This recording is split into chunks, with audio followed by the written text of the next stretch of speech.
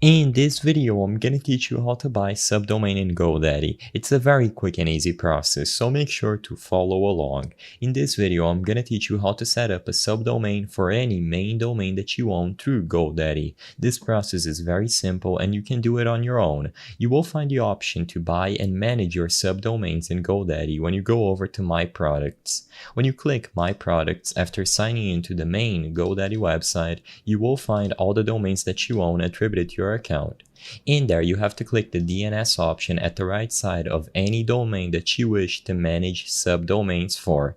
When you click on DNS, and this option is also available on your GoDaddy portfolio, you will be redirected to a page where you can see information about the domain, and if you scroll down, you will find this option, forwarding.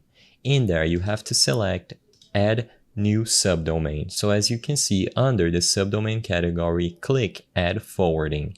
This will give you the prompt to set up a new subdomain.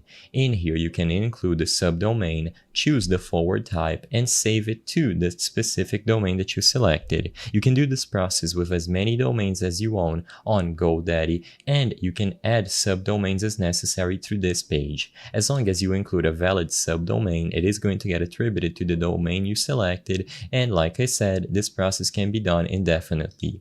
If you need additional help regarding the forward types, hover over the information icon and you can see the differences between permanent, temporary, or forward with masking. Follow the instructions on screen, make sure you click save before leaving this page, and it is going to appear under your list of subdomains. You can add it or delete it at any time, and it is always going to be available for you to manage.